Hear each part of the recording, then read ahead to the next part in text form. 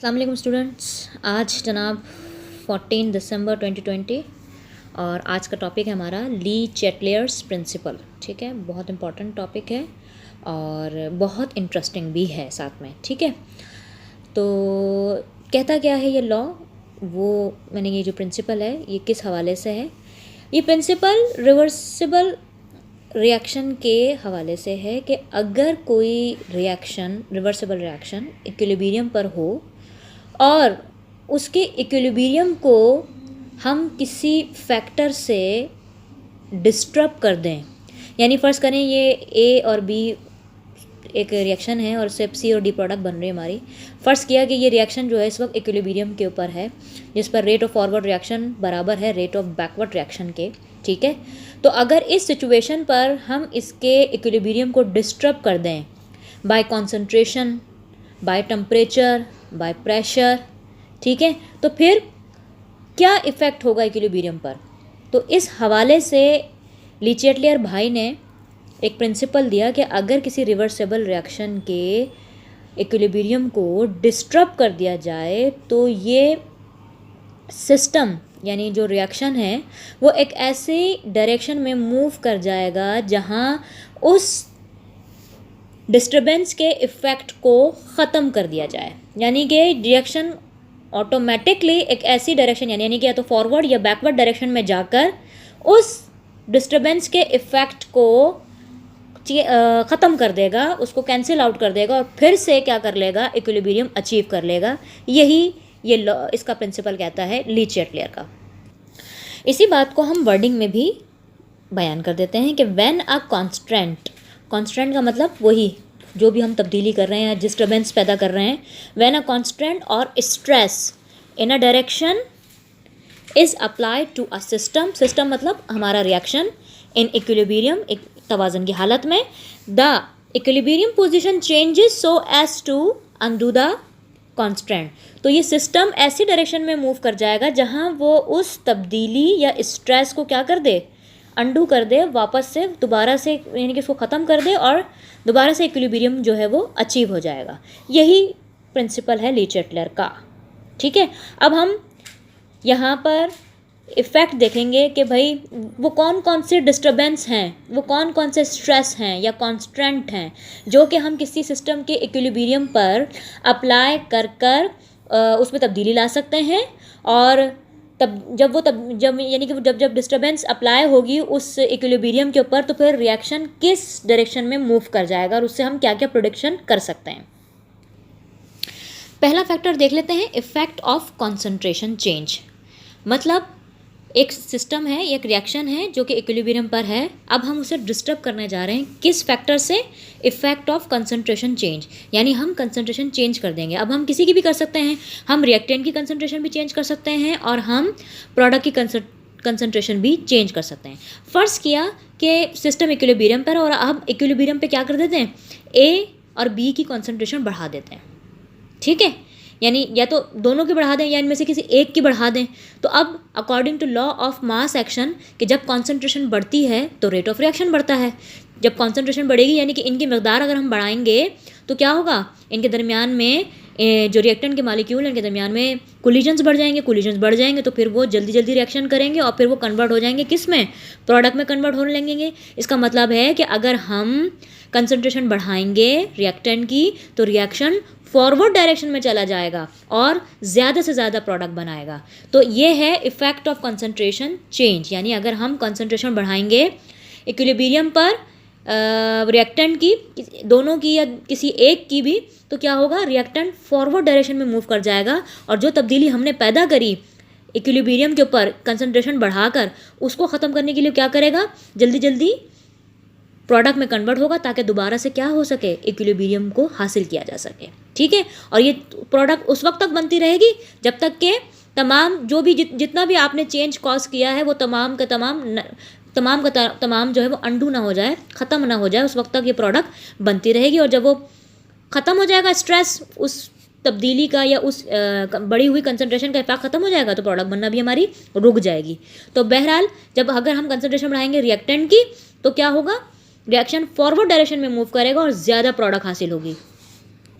तो इसी बात को हमने क्या कर लिया, वर्डिंग में भी लिख लिया कि increase in reactant concentration will shift the reaction right side to achieve equilibrium, hence yield of product increases, यानी फिर प्रोडक्ट की मकदार क्या हो जाएगी, इक्विलिब्रियम पर बढ़ जाएगी। सही है, क्योंकि जो कंसंट्रेशन हमने रिएक्टेंट की बढ़ाई है वो दोबारा से इक्विलिब्रियम हासिल करने के लिए रिएक्शन जो है हमारा वो फॉरवर्ड डायरेक्शन में शिफ्ट होगा और ज़्यादा से ज़्यादा प्रोडक्ट बनेगी। अच्छा, अगर इसी चीज़ को हम रिवर्स कर लें, यानी कि एट इक्विलिब्रियम रिएक्टेंट की कंसंट्रेशन को कम कर दें, ठीक है ना, इसमें से कुछ अमाउंट निकाल लें रिएक्टेंट की एट इक्विलिब्रियम पर, तो फिर क्या होगा, रिएक्टेंट के मुकाबले में प्रोडक्ट बढ़ी हुई होगी, ठीक है, तो रिएक्शन क्या होगा, बैकवर्ड डायरेक्शन पे मूव कर जाएगा। ठीक है, क्योंकि ये वाली जब हम रिएक्टेंट निकाल लेंगे एट इक्विलिब्रियम तो फिर क्या होगा, प्रोडक्ट की मकदार बढ़ी हुई होगी।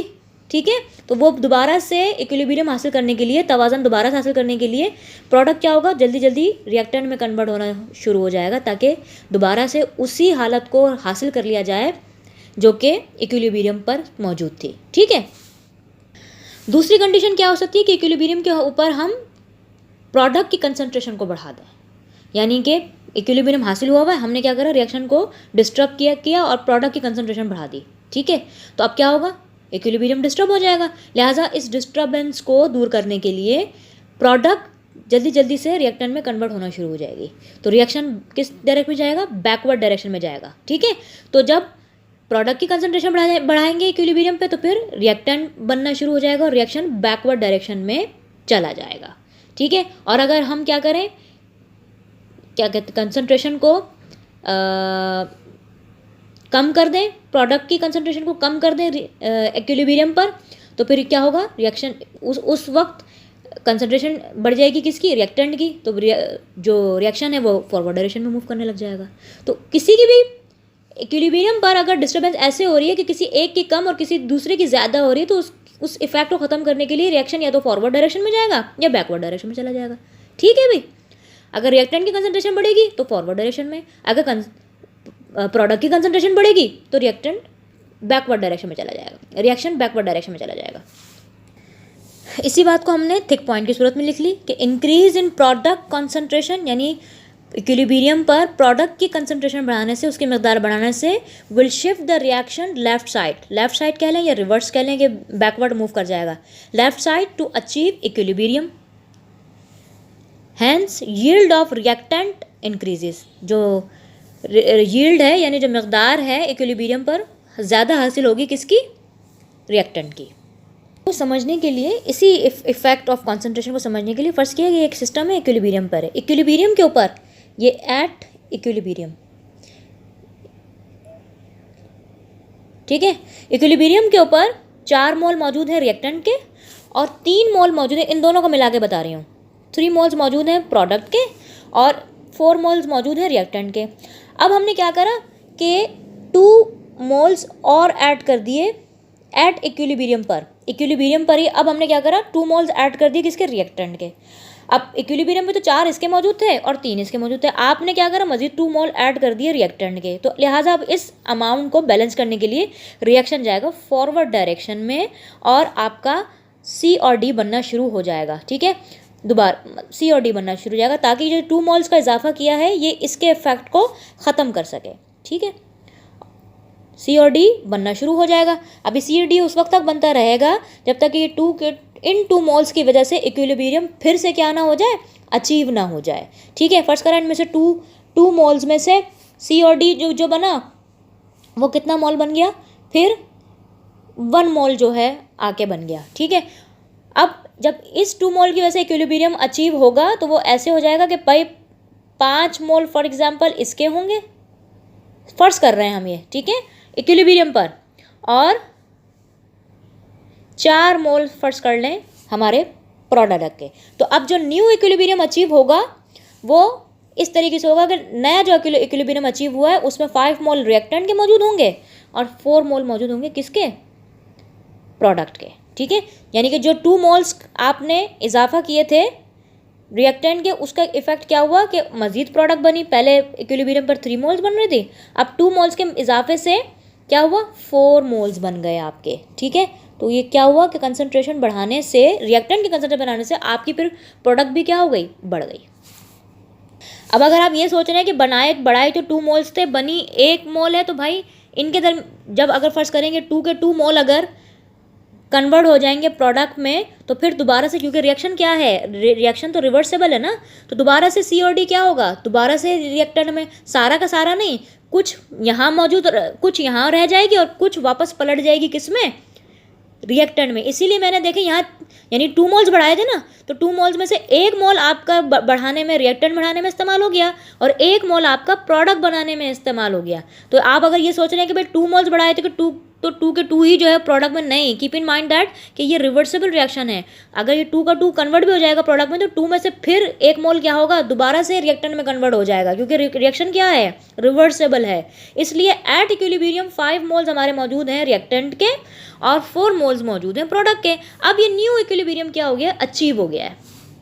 दूसरे फैक्टर की बात कर लेते हैं, दैट इज़ टेम्परेचर। यानी कि अगर हम किसी इक्विलिब्रिक सिस्टम को, यानी कि जो पहले से ही तवाज़न की हालत में है, उसको अगर टेम्परेचर के इफ़ेक्ट से या टेम्परेचर के फैक्टर से डिस्टर्ब करें, तो फिर क्या इक्विलिब्रियम कौन सी डायरेक्शन में शिफ्ट हो जाएगा। अब हमने ये देखना है। फर्स्ट किया कि ये रिवर्सिबल रिएक्शन है और इसका डेल्टा एच नेगेटिव है। डेल्टा एच नेगेटिव का मतलब ये है कि रिएक्शन जो है वो कैसा है, एक्सोथर्मिक है, यानी ए और बी प्रोडक्ट में कन्वर्ट होते वक्त, यानी रिएक्टेंट प्रोडक्ट में कन्वर्ट होते हुए क्या कर रहा है, हीट को रिलीज़ कर रहा है। जब भी तो हमारा रिएक्शन क्या हुआ, एक्सोथर्मिक हुआ, यानी कि ऑलरेडी जो रिएक्शन है वो हीट हेटिंग है, यानी वो हीट को पसंद नहीं कर रहा। अब अगर ऐसे रिएक्शन के इक्विलिब्रियम पर हम क्या करें, टेम्परेचर को बढ़ा दें, यानी टेम्परेचर को हम बढ़ा रहे हैं, और वैसे ऑलरेडी टेम्परेचर रिएक्शन कैसा है, एक्सोथर्मिक है। एक तो वैसे ही ऑलरेडी वो हीट को पसंद नहीं कर रहा है, इसलिए हीट को निकाल रहा है, और हम उल्टा क्या कर दें, टेम्परेचर को और बढ़ा दें, तो ये तो फेवरेबल नहीं होगा प्रोडक्ट बनने के लिए। तो लिहाजा क्या होगा, रिएक्शन फॉरवर्ड जाने के बजाय बैकवर्ड मूव कर जाएगा। ठीक है, क्योंकि आम हालत में क्या था कि ए और बी सी और डी में कन्वर्ट हो रहे हैं, लेकिन इस दौरान वो क्या कर रहे हैं, हीट एनर्जी को रिलीज़ कर रहे थे। जब भी हमारा डेल्टा एच क्या है, नेगेटिव है, रिएक्शन एक्सोथर्मिक है। अब आप ऐसे एक्सोथर्मिक रिएक्शन को अगर मज़ीद टेम्परेचर प्रोवाइड कर देंगे तो वो तो उसके लिए फेवरेबल नहीं होगा, लिहाजा रिएक्शन फॉरवर्ड जाने के बजाय बैकवर्ड मूव कर जाएगा। ठीक है, और प्रोडक्ट बनने के बजाय रिएक्टेंट हासिल होंगे हमें इक्विलिब्रियम पर। ठीक है, सो इसी बात को हमने लिख भी लिया कि if there is exothermic reaction and we increase temperature, reaction will move in backward direction where reactants are formed। तो फिर हमारे रिएक्टेंट बनेंगे। और अगर ऐसे ही एक्सोथर्मिक रिएक्शन में हम क्या करें, टेम्परेचर को डाउन कर दें, ठीक है, डिक्रीज इन टेम्परेचर कर दें, तो डिक्रीज इन टेम्परेचर क्या करेगा, फेवर करेगा रिएक्शन को, क्योंकि रिएक्शन क्या है, एक्सोथर्मिक है, यानी वो ऑलरेडी हीट को पसंद नहीं कर रहा है, रिएक्टेंट प्रोडक्ट में जाते हुए हीट को रिलीज़ कर रहा है। और ऐसी कंडीशन में हम क्या करें, टेम्परेचर को डाउन कर दें, तो वो प्रोडक्ट बनने में फेवर करेगा। सो दूसरी कंडीशन क्या है कि अगर एक्सोथर्मिक रिएक्शन हो और हम टेम्परेचर को डाउन कर दें, डिक्रीज कर दें, so if we decrease temperature it will favor for the formation of product, hence reaction will move towards forward direction। Reaction कहाँ मूव करने लग जाएगा, फॉरवर्ड डायरेक्शन में मूव करने लग जाएगा in the case of exothermic reaction where the delta H is negative। Let's consider another example। ठीक है, अब हम एक ऐसा रिएक्शन देख रहे हैं रिवर्सिबल, जहाँ जिसका डेल्टा एच क्या है, पॉजिटिव है। डेल्टा एच पॉजिटिव यानी चेंज इन एंथैल्पी अगर पॉजिटिव हो तो इट मीन्स कि रिएक्शन इज एंडोथर्मिक। एंडोथर्मिक का मतलब हीट लविंग रिएक्शन, जो कि हीट को पसंद कर रहा है, जहाँ रिएक्टेंट्स प्रोडक्ट में कन्वर्ट होते हुए हीट को एब्जॉर्ब करते हैं, उन्हें हीट चाहिए। लिहाजा ऐसे रिएक्शन में अगर हम इक्विलिब्रिक फॉर्म पोजीशन के ऊपर तवाज़न की हालत में क्या कर दें, टेम्परेचर को बढ़ा दें, ठीक है, तो वो टेम्परेचर किसको फेवर करेगा, तो वो टेम्परेचर, बढ़ा हुआ टेम्परेचर फेवर करेगा कि रिएक्टेंट कन्वर्ट हो जाए किस में, प्रोडक्ट में, क्योंकि हीट लविंग रिएक्शन है। लिहाजा अगर हम इक्विलिब्रियम पर टेम्परेचर बढ़ा देंगे तो जल्दी जल्दी से रिएक्टेंट ए और बी कन्वर्ट होगा किस में, सी और डी में, और हमारी प्रोडक्ट बनेगी, यानी कि reactant will move towards forward direction if we increase the temperature in endothermic condition. So इसी बात को हमने वर्डिंग में भी लिख लिया कि if we increase temperature reaction will move in forward direction where products are achieved when reaction is endothermic. Endothermic में क्योंकि हीट लविंग है, आप हीट प्रोवाइड करेंगे, that will favour for the formation of product. और अगर इसी endothermic reaction में हम क्या करें, टेम्परेचर को डाउन कर दें, डिक्रीज कर दें, तो आप एक तो टेम्परेचर चाहिए प्रोडक्ट बनने के लिए, ठीक है, क्योंकि प्रोडक्ट बनने के लिए ही तो रिएक्टेंट को टेम्परेचर चाहिए, तभी उसकी नेचर क्या है, एंडोथर्मिक है।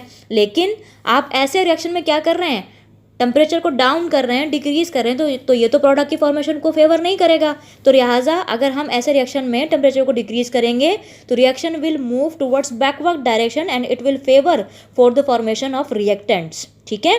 तो इसी बात का दूसरा पॉइंट बना के लिख लिया कि if we decrease temperature it will favour for reactants formation and reaction will move towards backward direction. तो ये इफेक्ट है किसका, टेम्परेचर के फैक्टर का, कि फॉर एक्सोथर्मिक या एंडोथर्मिक कंडीशन में हम टेम्परेचर बढ़ाएंगे या कम करेंगे तो क्या इफेक्ट होगा। ये अब आपको पता होना चाहिए कि अगर कोई रिएक्शन इक्विलिब्रियम पर है और उस कंडीशन में हम टेम्परेचर को बढ़ाते हैं या कम करते हैं तो फिर रिएक्शन किस डायरेक्शन में मूव हो जाएगा। इसी चीज़ को हमने सारी जगह पे डिस्कस किया है।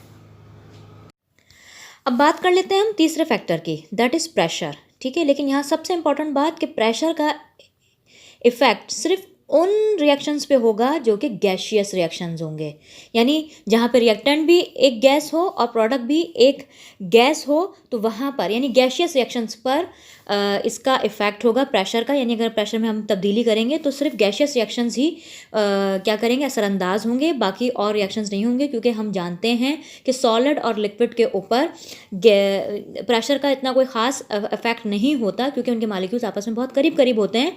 गैस के मॉलिक्यूल क्योंकि आपस में दूर दूर होते हैं, इसलिए वहाँ पर प्रेशर का इफेक्ट होता है। और ये बात हम इससे पहले पढ़ चुके हैं कि गैस पर जो प्रेशर का असरअंदाज होता है वो वॉल्यूम के वजह से होता है। गैस का प्रेशर और वॉल्यूम में इन्वर्स रिलेशन होता है, ठीक है। अगर हम प्रेशर बढ़ाएंगे तो गैस का वॉल्यूम कम हो जाएगा, और अगर हम प्रेशर कम करेंगे तो गैस का वॉल्यूम बढ़ जाएगा। तो इसी बात को हमने यहाँ लिख लिया है कि only for gaseous reaction where change of volume is present. एक तो ये कि गैशियस रिएक्शन का होना बहुत ज़रूरी है to observe the change of pressure. दूसरा ये कि उन गैशियस रिएक्शन पर इफेक्ट होगा जहाँ पर वॉल्यूम में तब्दीली हो रही होगी, यानी रिएक्टेंट और प्रोडक्ट के वॉल्यूम में फ़र्क होगा, तब जाके आप प्रेशर के तब्दीली के इफ़ेक्ट को मुशाहिदा कर सकेंगे, अदरवाइज़ नहीं। फॉर एग्ज़ाम्पल ये एक रिएक्शन देखें जहाँ पर 2 मोल्स हैं नाइट्रोजन डाइऑक्साइड के, और ये 1 मोल बना रहे हैं इस नाइट्रोजन ऑक्साइड का, ठीक है, नाइट्रोजन ये नाइट्रोजन ऑक्साइड, ठीक है। अच्छा, कंडीशन क्या है यहाँ पे आप देखें, मैंने इससे पहले भी हमने जब लॉ ऑफ मास एक्शन पढ़ रहे थे तो बताया था कि वहाँ पर गैशियस रिएक्शंस में जो नंबर ऑफ मोल्स होते हैं गैस के, वो नंबर ऑफ वॉल्यूम कंसिडर किए जाते हैं। ये बात हम इससे पहले भी डिस्कस कर चुके हैं। तो यहाँ 2 मोल्स हैं नाइट्रोजन डाइऑक्साइड के, इसका मकसद है 2 वॉल्यूम्स हैं।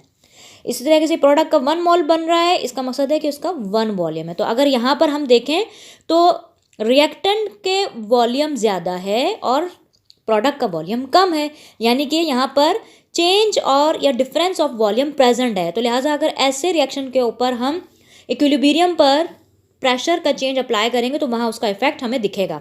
तो पहली कंडीशन ले लेते हैं, volume of product is less than reactant.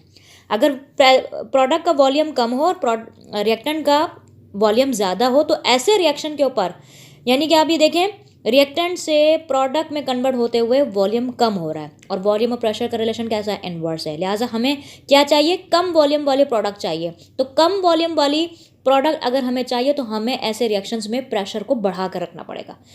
Pressure बढ़ाएंगे तो वॉल्यूम कम आएगा हमें, ठीक है ना। तो लिहाजा ऐसे रिएक्शन में जहाँ पर प्रोडक्ट का वॉल्यूम कम हो रिएक्टेंट से, तो वहाँ अगर हम प्रेशर बढ़ाएंगे तो reaction will move towards forward direction, क्योंकि वो फेवर करेगा प्रोडक्ट की फॉर्मेशन में, क्योंकि प्रोडक्ट क्या है, लेस वॉल्यूम वाली है। ठीक है, तो लिहाजा ऐसे रिएक्शन में जब हम इंक्रीज इन प्रेशर करेंगे तो will favour forward direction, reaction will move towards forward direction and that will favour for the formation of product, आपको प्रोडक्ट ज़्यादा मिलेगी। और अगर ऐसे ही किसी रिएक्शन में हम क्या करें जहाँ पे हमें कम वॉल्यूम की प्रोडक्ट चाहिए और अगर हम क्या करेंगे, प्रेशर को कम कर देंगे, ठीक है, तो प्रेशर, एक तो हमें क्या चाहिए, कम वॉल्यूम की चीज़ चाहिए, ऊपर से अगर हम प्रेशर भी कम कर देंगे तो फिर तो हमें प्रोडक्ट हासिल नहीं होगी, फिर तो हमें रिएक्टेंट हासिल हो जाएगा, क्योंकि कंपैरेटिवली रिएक्टेंट का वॉल्यूम ज़्यादा है। तो जहाँ इफेक्ट ऑफ वॉल्यूम प्रेशर का अगर जहाँ होगा तो कम प्रेशर पर ज़्यादा वॉल्यूम की चीज़ मिलेगी, ज़्यादा वॉल्यूम पर कम वॉल्यूम वाली चीज़ मिलेगी। ठीक है ना, कम प्रेशर पर ज़्यादा वॉल्यूम की चीज़ और ज़्यादा प्रेशर पर कम वॉल्यूम की चीज़ मिलेगी, बस इतनी बात जहन में रखनी है। लिहाजा इस तरह का रिएक्शन हो जहाँ पर डिफरेंस ऑफ वॉल्यूम मौजूद हो, तो अगर हम प्रेशर इंक्रीज़ करेंगे तो हमें प्रोडक्ट ज़्यादा मिलेगी। ठीक है, वो ये वाला केस है अगर volume of product is less than reactant, अगर उस केस में पहला, यानी कि हम अगर ये केस डिस्कस कर रहे हैं कि जहाँ पर प्रोडक्ट का वॉल्यूम कम हो, रिएक्टेंट का वॉल्यूम ज़्यादा हो, तो उस केस में अगर हम प्रेशर बढ़ाएंगे तो reaction will move towards forward direction and will get more product. अब ये केस देखिए प्रेशर के इफेक्ट के लिए, जहाँ पे अगेन एक और एग्जाम्पल कि जहाँ पर हम प्रेशर के इफेक्ट को देख सकते हैं, क्योंकि वॉल्यूम का चेंज आ रहा है ना, यहाँ पर भी देखें 2 वॉल्यूम्स हैं ओजोन के, ये O3 गैस ओजोन कहलाती है, तो 2 वॉल्यूम्स हैं रिएक्टेंट साइड पे, प्रोडक्ट साइड पे कितने हैं, 3 वॉल्यूम्स। ठीक है, प्रोडक्ट साइड पर 3 वॉल्यूम्स हैं, यानी कि रिएक्टेंट से प्रोडक्ट में कन्वर्ट होते हुए वॉल्यूम बढ़ रहा है। तो ये केस होगी ना कि volume of product is greater than reactant, तो उस केस में अगर हम प्रेशर बढ़ाएंगे तो अगर प्रेशर बढ़ाएंगे तो वॉल्यूम क्या हो जाएगा, कम हो जाएगा, तो हमें कम वॉल्यूम वाली साइड मिलेगी, यानी कि reaction will move towards backward direction. ठीक है, और अगर हम इस सिचुएशन में, यानी कि इस तरह के रिएक्शंस की सिचुएशन में कि जहाँ वॉल्यूम ऑफ प्रोडक्ट ज़्यादा हो, तो अगर उस केस में हम अगर प्रेशर को कम करेंगे तो हमें प्रेशर कम करेंगे तो ज़्यादा वॉल्यूम वाली चीज़ हासिल होगी। ठीक है, सो इसी बात को हमने लिख लिया कि if we increase for this reaction, ठीक है, if we increase pressure reaction will move in backward direction, and if we decrease in pressure reaction will move in forward direction where greater volume product is achieved। ठीक है, अगर हम pressure को बढ़ाएंगे तो reaction पीछे की जाने मूव कर जाएगा बैकवर्ड डायरेक्शन में और कम वॉल्यूम की चीज़ हासिल होगी। प्रेशर को कम करेंगे तो रिएक्शन आगे की डायरेक्शन में मूव कर जाएगा और ज़्यादा वॉल्यूम वाली चीज़ हासिल होगी। सिंपल सी बात है। तीसरी कंडीशन देखिए, ऐसा रिएक्शन जहां नो चेंज इन वॉल्यूम हो, यानी कि वॉल्यूम में कोई तब्दीली ना हो। आप ये ना देखें 1 मोल नाइट्रोजन 1 मोल ऑक्सीजन के साथ मिलकर 2 मोल नाइट्रोजन ऑक्साइड बना रहे हैं। ठीक है, तो यहाँ टोटल वॉल्यूम्स देखें अगर, तो 2 वॉल्यूम्स हैं रिएक्टेंट साइड के ऊपर, 2 वॉल्यूम्स। ठीक है, प्रोडक्ट साइड पे भी कितने हैं, 2 वॉल्यूम्स, तो नो चेंज इन वॉल्यूम। तो अगर ऐसे रिएक्शन पर हम प्रेशर इक्विलिब्रियम के ऊपर प्रेशर की तब्दीली को अप्लाई करेंगे या प्रेशर बढ़ाएंगे या कम करेंगे, तो there will be no change at equilibrium, reaction किसी भी डायरेक्शन में मूव नहीं करेगा, रिएक्शन इक्विलिब्रियम पोजीशन पर ही कायम रहेगा। लास्ट फैक्टर की बात कर लेते हैं, दैट इज कैटलिस्ट का इफेक्ट देखना है अब ऑन इक्विलिब्रियम पर। तो ये बता दें कि कैटलिस्ट का कोई इफ़ेक्ट नहीं होता है इक्विलिब्रियम के ऊपर, यानी कि इसकी मौजूद, देखें कैटलिस्ट का बुनियादी काम होता है या तो ये रिएक्शन को स्लो डाउन कर देता है या फास्ट कर देता है, यानी या तो इससे टाइम के ऊपर फ़र्क पड़ता है, इससे क्वांटिटी ऑफ प्रोडक्ट के ऊपर कोई फ़र्क नहीं पड़ता। तो लिहाजा जब क्वांटिटी ऑफ प्रोडक्ट पर कोई फ़र्क नहीं पड़ेगा, इसका मतलब है इक्विलिब्रियम के ऊपर कोई फ़र्क नहीं पड़ेगा इसको यूज़ करने से। ठीक है, तो कैटलिस्ट के इस्तेमाल से इक्विलिब्रियम के ऊपर कोई फ़र्क नहीं पड़ता। हाँ, रिएक्शन आपका क्या हो जाता है, क्विक हो जाता है, यानी अगर फॉर एग्जांपल कोई रिएक्शन किसी रिएक्शन को में इक्विलिब्रियम तक पहुंचने में अगर फॉर एग्जांपल 5 मिनट लगते हैं, तो कैटलिस्ट की मौजूदगी में हो सकता है 3 मिनट लगें या 3.5 मिनट लगें। प्रोडक्ट उतनी ही बनेगी, यानी कि उस रिएक्शन में अगर फ़र्ज़ करें आपकी 100 ग्राम प्रोडक्ट बन रही है 5 मिनट के अंदर, तो अब वही 100 ग्राम प्रोडक्ट आपकी इक्विलिब्रियम के ऊपर 3.5 मिनट में या 3 मिनट में बन जाएगी। तो इससे क्या हो रहा है कि सिर्फ रिएक्शन क्विक हो जाएगा आपका, लेकिन अमाउंट ऑफ प्रोडक्ट या रिएक्टेंट में कोई तब्दीली वाकई नहीं होगी। दूसरे लफ्ज़ों में हम ये कह सकते हैं कि कैटलिस्ट के इस्तेमाल से rate of forward reaction and rate of backward reaction simultaneously quick हो जाते हैं, यानी बैक वक्त तेज़ होते हैं, दोनों एक साथ साथ तेज़ होते हैं, इसलिए हमें इक्विलिब्रियम के ऊपर कोई तब्दीली महसूस ही नहीं होती। ठीक है, क्योंकि कोई ना तो रिएक्टेंट की मकदार में कमी या इजाफा होगा, ना ही प्रोडक्ट की। ठीक है, तो कैटलिस्ट का बुनियादी काम होता यही है कि ये तो रिएक्शन को या तो स्लो डाउन करता है या फिर क्विक कर देता है। ठीक है, अमाउंट ऑफ प्रोडक्ट या रिएक्टेंट के ऊपर कोई असरअंदाज नहीं होता। तो यहाँ पर ये चीज़ MCQ वगैरह में आपकी आ जाती है। ठीक है, कि कैटलिस्ट का क्या इम्पैक्ट है, तो there is no effect on equilibrium of catalyst. ठीक है, only reaction become quick and equilibrium achieve more quickly. ठीक है, जैसे मैंने अभी आपको कहा कि फॉर एग्जांपल कोई रिएक्शन है, अगर उसे 5 मिनट लगते हैं इक्विलिब्रियम तक पहुंचने में, तो कैटलिस्ट की मौजूदगी में हो सकता है वो 3 मिनट या 3.5 मिनट में हो जाए। ठीक है जी, तो ये था आज का तमाम तर ली चैटले प्रिंसिपल को मद्देनज़र रखते हुए हमने ये फैक्टर्स आज देखे हैं कि कंसंट्रेशन, प्रेशर, टेम्परेचर का क्या इम्पैक्ट है इक्विलिब्रियम पर। अगर किसी सिस्टम या रिएक्शन के इक्विलिब्रियम को हम इन फैक्टर के ज़रिए डिस्टर्ब करें तो रिएक्शन कैसे फॉरवर्ड या बैकवर्ड डायरेक्शन में जाकर उस तब्दीली के असर को ख़त्म करता है।